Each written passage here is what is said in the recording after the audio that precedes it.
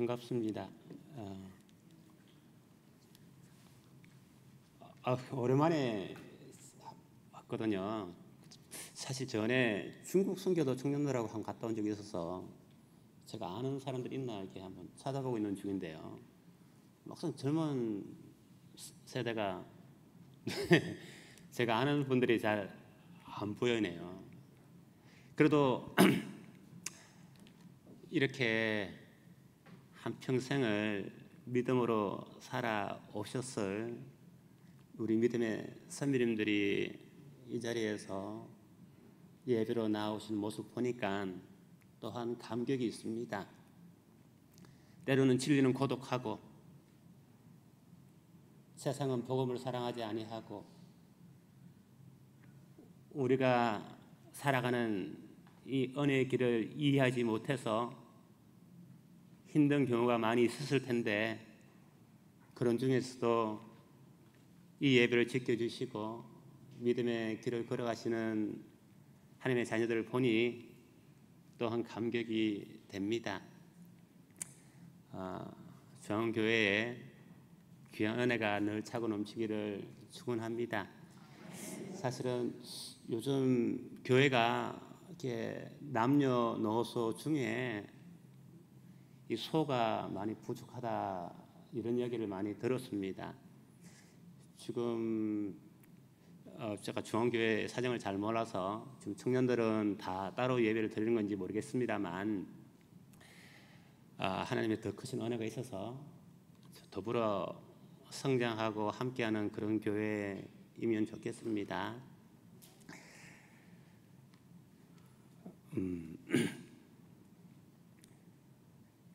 오랫동안 성경 공부를 해 오셨을 것이라 생각하지만 그래도 바쁜 삶 속에서 성경 지식이 어쩌면 좀 없어지거나 부족한 분들도 있다 생각하고 가능하다면 좀 쉽게 말씀을 전할 때 너무 쉽다 이렇게 실망하지 마시고 함께 말씀을 좀 나눴으면 좋겠습니다. 오늘 11절 보면 게바가 안디옥에 이르렀을 때에 책망받을 일이 있기로 내가 그를 대면하여 책망하였노라 하는 말씀이 나옵니다. 게바가 누구죠? 네. 베드로예요. 베드로의 원래 이름은 뭐였죠? 요나의 아들 바요나 시몬이라는 이름이었는데 주님께서 귀한 이름 주셨죠. 반석이라는 이름 주셨습니다. 베드로, 피로라는 이름을 주셨죠. 이 게바는 똑같은 반석이라는 뜻인데 아람어고 베드로, 피로는 그릭입니다. 헬라어죠. 그래서 같은 이름인데 여기에 게바라는 이름 베드로가 나옵니다. 그런데 내용을 보니까 바울이 베드로를 혼을 냈어요. 의견이 맞지 아니할 수도 있고 이렇게 혼을 낼 수도 있습니다만 사람들이 많이 보는 가운데 좀 창피할 수도 있는 그런 일이 일어났습니다. 안디옥이라는 곳이 나오네요. 이 안디옥 교회에서 있어진 내용인데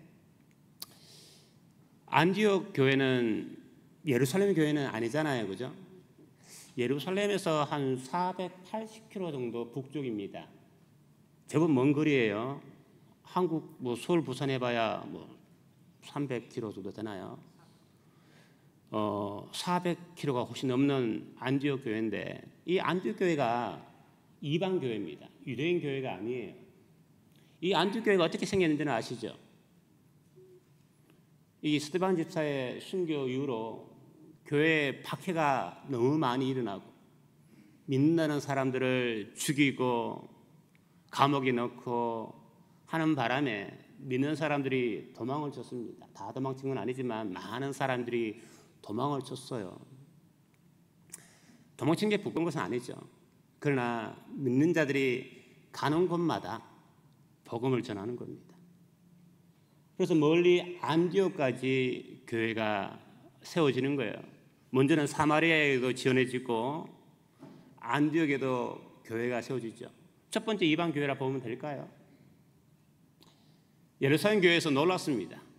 이방인들이 예수를 믿고 구원을 받고 교회가 생겼다니 하면서 바나바를 보내서, 바나바 누군지 아시죠? 바나바를 보내서 그 교회를 살피고 그 교회를 세웠던 그 교회가 안디옥 교회입니다. 그 교회에 베드로가 온 겁니다. 베드로가 왔는데 그들과 함께 친교를 하는 겁니다. 이 먹는 문제, 단순히 밥 먹는 이야기가 아니죠. 하나 되는 것이요, 예수를 나누는 것이요, 신앙을 나누는 그런 자리를 함께 하고 있었습니다. 복된 자리입니다. 그런데 그때에 야고보에게서 어떤 사람이 왔습니다. 이 야고보는 누굽니까? 예수님의 동생이죠, 그죠? 성경에 기록되어 있는 야고보서로 기록한 저자이기도 합니다. 한때 예수님을 믿지 않았지만 또 은혜 가운데 부르심을 받고, 야고보는 초대교회 기둥 같은 사람입니다. 베드로와 야고보 중에 누가 더 파워가 센가 이렇게 이야기해야 될 정도로 야고보는 정말 힘이 있는 사람입니다. 야고보에서 어떤 사람들이 왔을 때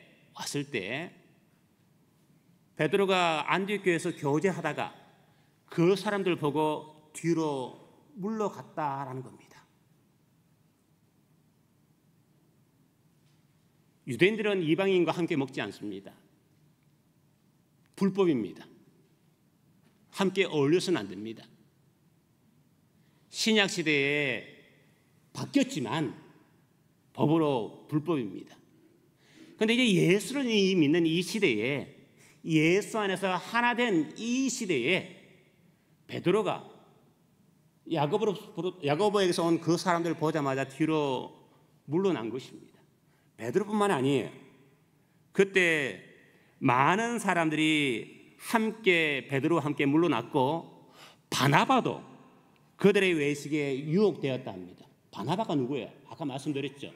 목회자입니다. 안디옥 교회를 세운 목회자입니다. 그 바나바마저 뒤로 물러나는 이런 유혹이 있었다 이렇게 말합니다. 이걸 바울이 본 거예요. 바울이 보면서 바로 지적한 것입니다. 옳지 않다라는 것이죠. 옳지 않다라는 것이죠. 14절에 이런 말씀이 나와요. 그런 행동은 복음의 진리를 따라 바르게 행하지 아니한 것이라 하면서, 너는 유대인이면서 이방인처럼 행하고 그러면서도 이방인들로 유대인이 되어라고 말하느냐라고 꾸짖습니다. 너는 신자면서, 너는 크리스찬이면서 막상 사는 것은 세상 사람들처럼 살면서 세상 사람들에게는 신자가 되라고, 예수를 믿으라고 말하느냐라는 겁니다. 부끄러운 책망입니다. 너는 그렇게 살지 아니하면서 남들에게는 그렇게 살아라 이렇게 말하느냐라는 겁니다. 베드로가 이런 이야기를 바울에게 들은 겁니다. 긴장이 있습니다. 조용히 말했어도 됐을 거는 많은 사람들이 보는 가운데 이 일을 한 것입니다. 복음 진리라는 말이 나옵니다. 바울이 왜 이렇게까지 했을까요? 그냥 넘어가도 되잖아요. 베드로인데, 베드로가 복음을 몰랐겠어요? 진리를 몰랐겠어요? 그러나 복음과 진리에 합당한 행동은 하지 않는 겁니다.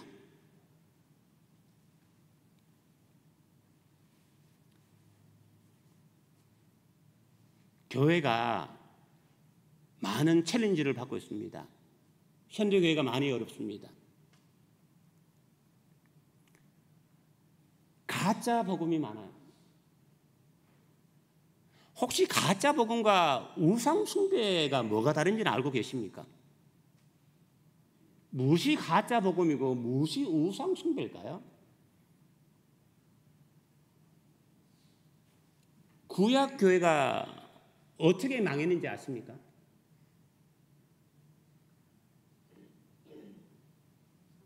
뭘로 망했을까요?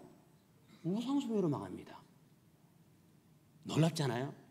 세상에 천지의 창조주 하나님을 아버지라고 고백하며 하나님께서 지어주신 성전 안에서 예배드리는 유일한 민족, 그 이스라엘 백성들이 우상 숭배를 망합니다.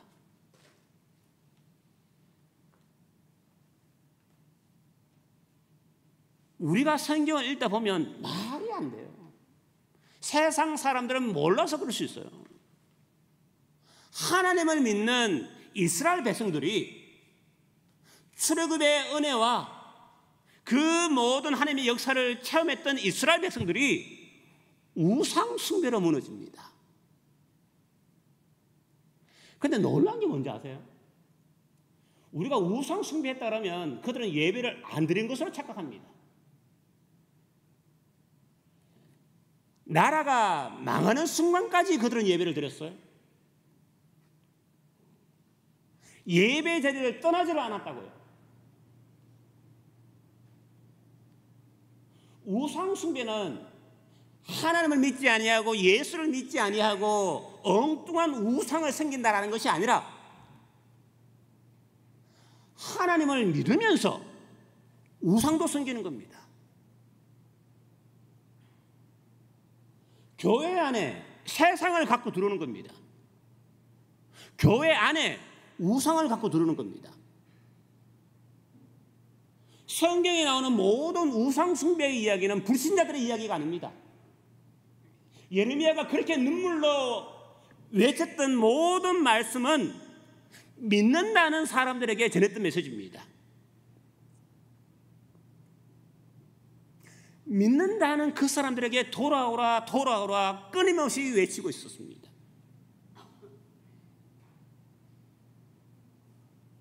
오늘날 교회는 각성할 필요가 있을지도 모릅니다. 신약교회가 어려움에 처해진다면 그것은 또한 우상 숭배로 어려움에 처해질 것이기 때문입니다. 바알이라는 우상이 있습니다. 바알, 가나안 땅에서 신으로 섬김받던 그 우상입니다. 모세와 여호수아를 통해서 가나안에 들어갈 때에 나는 그때 잠시 바알이라는 우상이 나오다가 끝난 줄 알았습니다. 그런데 이 바알이라는 우상이 언제까지 나온 줄 아세요? 다윗 시대를 지나서 솔로몬을 지나고 북이스라엘 남유다, 그 가운데 북이스라엘이 멸망하고 남유다가 멸망할 때 남유다가 멸망한 메인 이유 중에 하나가 바알을 섬긴 죄입니다. 이해가 안 되지 않아요? 바알은 형상조차 없는 거예요. 헛된 상입니다. 존재하지 않아요. 그런데 그 바알을 섬기면서 자기의 자식까지 부술러 섬깁니다. 세상 사람들 말고요, 믿는다는 사람이요.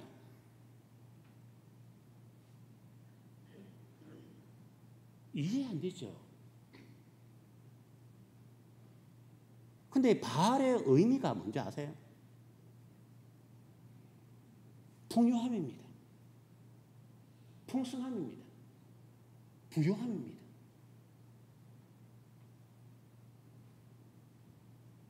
부자입니다. 돈입니다. 그 뜻이에요.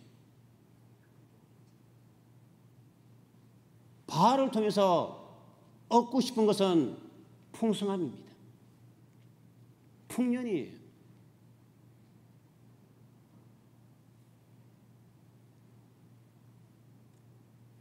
하나님을 섬기면서 바울을 섬깁니다.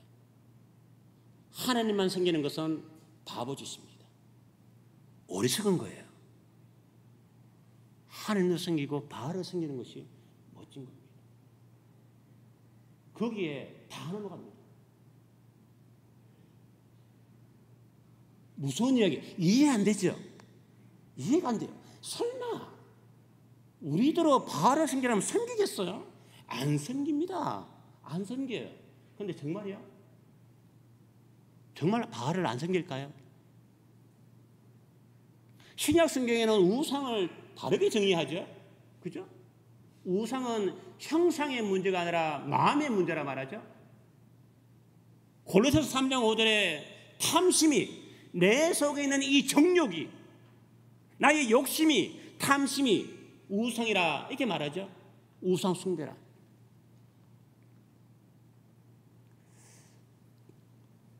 구약 시대에 다윗의 아들들 중에, 솔로몬의 아들들 중에 남유다가 있고 북이스라엘 있잖아요. 예수님의 족보가 북이스라엘이에요, 남유다예요? 남유다 쪽에, 그죠? 북이스라엘은 아무리 많은 왕이 있다 할지라도 다윗의 자손이 아니에요. 다윗의 자손에서 예수님이 나는 거 아니에요? 그 남유다의 왕이 한 19명 정도 되는데 좋은 왕도 있었고 나쁜 왕도 있었죠. 좋은 왕 누구 있어요? 누가 좋았어요? 다 부족함이 있었지만 히스기야 아시죠? 히스기야의 기도는 유명하지 않나요? 히스기야 있었고 또 한 명 더 있다면 있죠. 누가 있어요? 요시야라는 사람이 있습니다. 역대서를 읽던, 열왕기서를 읽던 히스기야의 내용이나 요시야 내용은 깁니다. 선한 왕은 그렇다 치고 나쁜 왕도 알고 계세요? 나쁜 왕 누구? 무슨 말씀하신 것 같은데? 머나세? 아합은 북쪽입니다. 아합도 못됐죠. 아합과 아합의 아내가 특별히 남유다의 바알의 이 우상을 본격적으로 들고 도는 사람입니다. 근데 이 머나세라는 악한 왕이 있는데 이 머나세가 했던 이 정말 악한 일주 중에 하나가 성전을 뜯어 고칩니다. 성전의 의미를 아시죠? 성전이 뭐예요? 성전은 오직 예수 안에 구원이 있다는 겁니다. 성전에 제일 처음에 들어가면 나오는 게 뭐죠? 성전을 들어가면 제일 처음에 마주치는 게 뭐죠? 번제단. 그죠? 오직 죽은 제물로, 죽음으로써 아버지 앞에 나아가는 거 아닙니까? 제물을 죽어야 산다라는 이 메시지인데 그 성전 안에 기물들을 변형시키면서 성전 중안에 바알을 위한 제단을 쌓습니다. 지금은 바알 제단은 밖에 있었지 따로 생겼죠. 하나님도 섬기고 바알을 따로 했는데 바알 제단은 성전 안에 둡니다. 본격적으로 함께 섬깁니다. 끝까지 생겼습니다. 말라기를 읽어보세요. 이사야를 읽어보세요. 예레미야를 읽어보세요. 제발 숨기지 마라, 숨기지 마라. 성전 문을 누가 좀 닫았으면 좋겠다 할 정도로 숨깁니다. 하나님께 예배하기 위해서 먼 지방 가서 유향까지 가다와서 섬깁니다. 그런데 그렇게 섬기는 그 사람들이 함께 우상을 섬기는 거예요. 우상 숭배가 이렇게 무섭습니다. 반대해야죠. 그러면 제사장도 있을 것이고 선지자도 있을 것이고 백성들도 있을 거 아니에요. 껴있는 사람이 있을 거 아니에요. 그래도 이스라엘 백성들인데 다 좋게 여깁니다.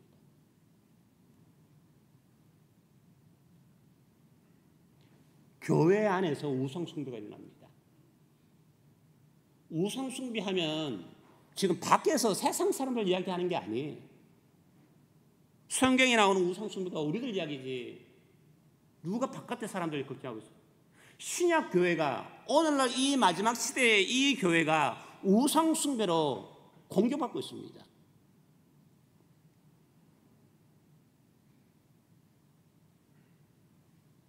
성공을 위해서, 부유함을 위해서, 믿음을 이용해서 성공하려고, 내 욕심을 채우기 위해서 하늘의 것을 사모하는 것이 아니라 땅의 것을 사모하면서 땅의 것을 많이 가진 것이 믿음의 능력인 양 자랑하면서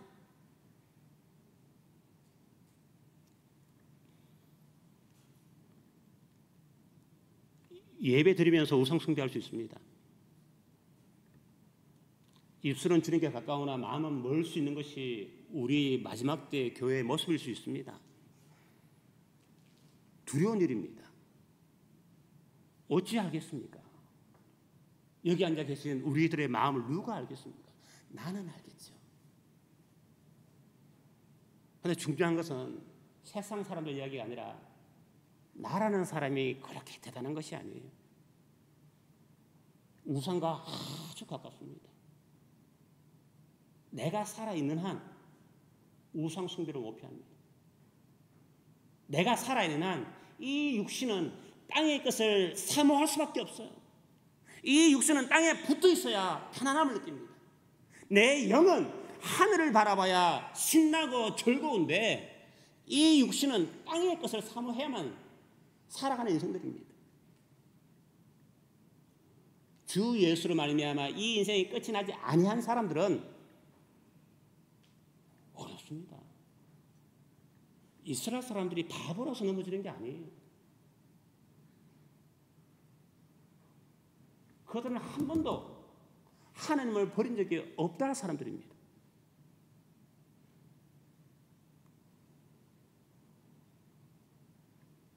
이 현대교회가 이 우상 숭배에 자유롭지 않다라는 이 점이 젊은 세대에게도 매력이 없습니다.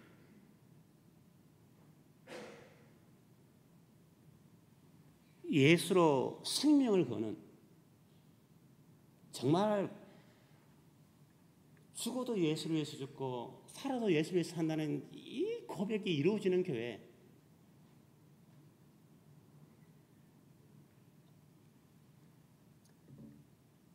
무시잖아요. 다 자기 자랑, 자기 욕심을 기도로 성취하면서 간증하고,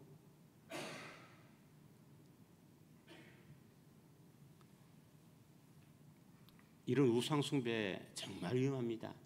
그런데 현대교회가 이 우상숭배 말고 또 조심해야 할 것이 있죠.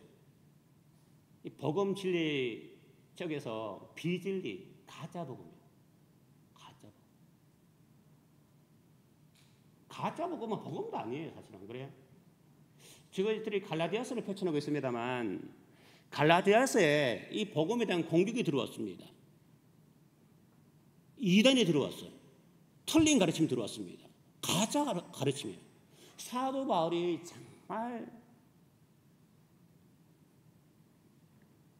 마음을 아프게 하는 그런 가짜 복음이 들어왔어요. 근데 그 가짜 복음 내용이 뭔지 혹시 알고 계세요? 예수를 믿지 말래요? 사도 바울이 말씀 증거해서, 예술 증거해서 교회가 세워졌는데 그게 가짜 복음이 들어왔다고 그래요. 근데 그 가짜 복음이 예수를 믿지 말라는 것이 아니었어요. 불교로 바꾸라는 것이 아니었어요. 예수도 믿되 하나님의 말씀도 지켜라. 하나님의 법도 지켜라. 예수도 믿되 착해야 된다.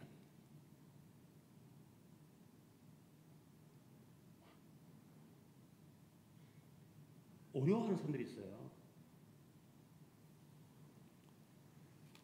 이게 예수를 믿지 마라 하면 노할 것 같아. 근데 이제 예수를 믿었으면 행함도 이루어야 된다 이렇게 말하면 어렵습니다. 근데 이것이 복음이 아니래요. 천사라도 이렇게 말하면 저주를 받을지어다 이렇게 말합니다. 뭐가 잘못됐을까요? 바울이 왜 이렇게 기분 나빠할까요? 복음에 행함이 들어가면 왜 안 될까요?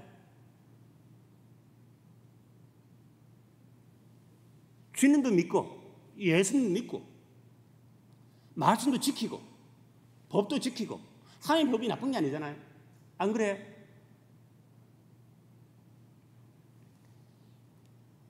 뒤집어 놓고 말하면 이렇게 되는 거잖아요. 구원을 받기 위해서 예수를 믿고 행함도 있어야 된다고 말한다 치면 오직 예수를 믿는 것만으로는 부족하다는 거예요. 예수를 믿는 것만으로는 부족하니 하나님의 말씀도 지키라라는 겁니다. 16절에 이런 말씀이 있어요. 사람이 의롭게 되는 것은 이런 말 합니다. 사람이 의로워질 수 있대요. 놀라운 말씀입니다. 사람이 사람 앞에서가 아니라 하나님 앞에서 의로워질 수가 있답니다. 이게 가능하대요. 죄 사함의 문제 들어보셨죠? 인생에는 풀어야 할 문제가 꼭 하나 있습니다. 이 죄사함의 문제입니다. 이 인생이 어떻게 하나님 아버지 앞에 나아갈 것인가, 이 문제는 풀어야 됩니다.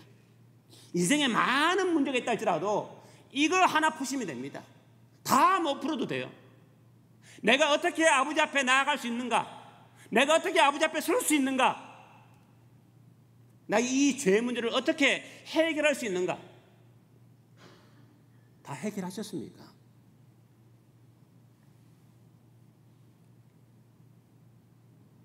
교회는 이 문제로 성도들이 서로 돌봄을 줘야 된다 생각합니다. 동의하시는지 안 하시는지 모르겠습니다만 한국 교회 교인 수는 1,000만 명이 넘었지 않나요? 요새는 줄어드나요? 근데 그 중에 거듭난 신자는 몇 프로 정도로 본대요? 20% 정도 본다고 제가 들은 것 같은데요. 뭐 이게 과장이든 아니든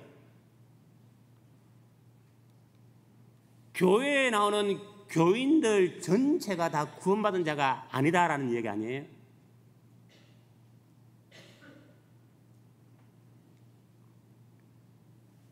저희들이 무엇이 복음인지 무엇이 진리인지 알고 깨달아 복음 안에 교제하고 진리를 나누는 이 일에 저희들이 절대 등한시해서는 안 됩니다.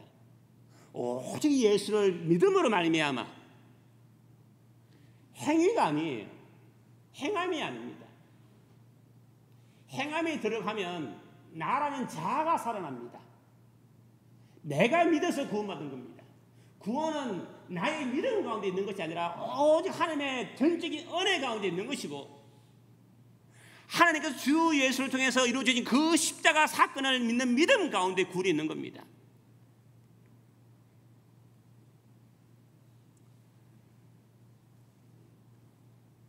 나가 살아나는 이런 메시지는 조심하셔야 됩니다. 교회가 세속화 되었단 말은 교회 안에 내가 살았다는 얘기입니다. 다른 세상에 돈이 들어왔다는 것이 아니라 내가 살아나면 교회는 세속합니다. 성전 안에 소가 죽임을 당하지 아니하고 살아서 돌아온다 생각해 보십시오.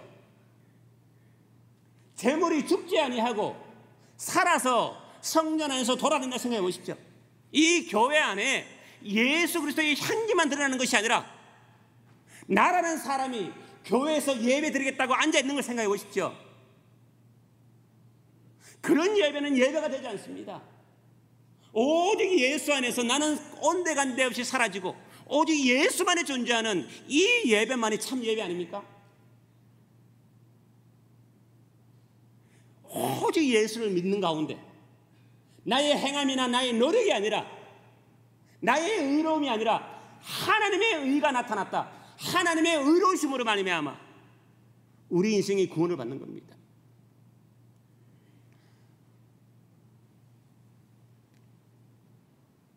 인생에 문제가 많잖아요.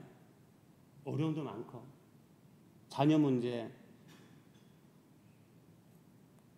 저도 자녀가 좀 아픔이 있으니까 자녀를 바라볼 때마다 기도가 나오고, 살아가려 하다 보니까 돈도 필요하고 많은 어려움들이 있잖아요. 해결해야 되고, 그 중에 이 죄사함의 문제, 이것만큼은 해결하셔야 됩니다. 이것만 해결하시면 돼요. 이거는 서로 확인해 주셔야 돼요. 사랑하신다면 오직 예수만 바라보는가, 누군가가 그 사람을 찔렀을 때에 그 사람이 나타나지 아니하고 예수가 나오는가, 나는 누구인가, 나는 예수의 사람인가 아니면 난가, 이거 정도는 확인하셔야 됩니다. 마지막 때 많은 사람들이 자기를 사랑할 것이고 돈을 사랑할 것이고 하나님 사랑하는 것보다 자기를 더 사랑하는 이런 시대가 될 것이라 하잖아요. 사람 냄새가 많이 나면 안 돼요.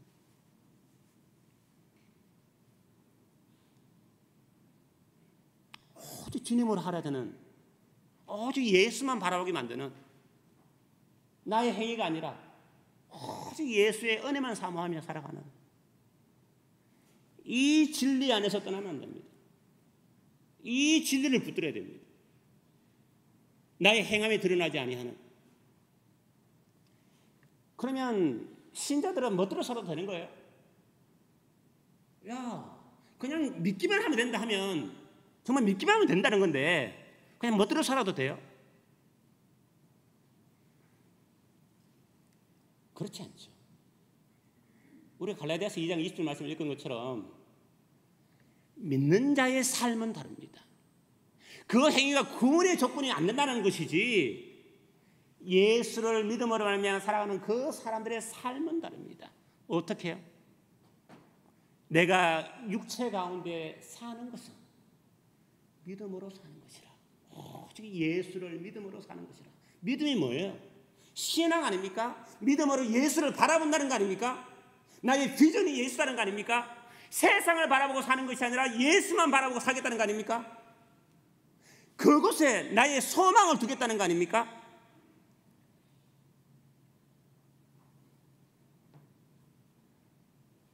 세상 가진 거 없다 할지라도 예수로 만족하는 사람 아닙니까?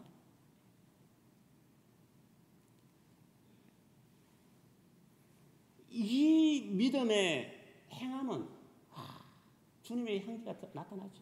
성령의 열망이 나타나겠죠. 안 그래요? 그러니 진리의 말씀은 오직 예수를 바라보게 만들고 나는 온데 간데 없이 사라지게 만드는 그 은혜 중에서 의롭다함을 받으시고 죄사함을 받는 저들 되셔야겠습니다. 한 영혼이 참 귀한 이 시대에 이 마지막 때 정말 귀해 보이십니다. 사실은 작은 영혼들, 그렇게 크지 아니하는 교회를 섬기고 있습니다만, 뭐 계신 분들은 어떻게 느낄지 모르겠습니다만 귀해 보이세요. 귀해 보이시는데 정말 복음 안에서 진리를 붙들고 거기에 생명을 걸고 나아갈 때 정말 귀한 은혜가 중앙교회에 있을 것이라 생각합니다.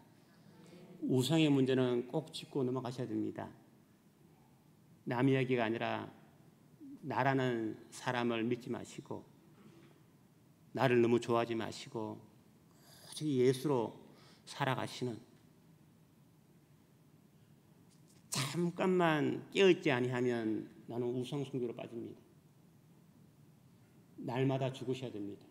순간순간 주님을 바라보셔야 됩니다. 오직 예수 하셔야 됩니다. 그래서 이 마지막 때에 교회를 살리고 중앙교회가 살아나고 젊은 세대들이 다시 회복되는 그런 귀한 은혜의 역사를 우리 중앙교회 우리 성도님들이 만들어 가시기를 축복합니다. 저들 찬송 드립시다.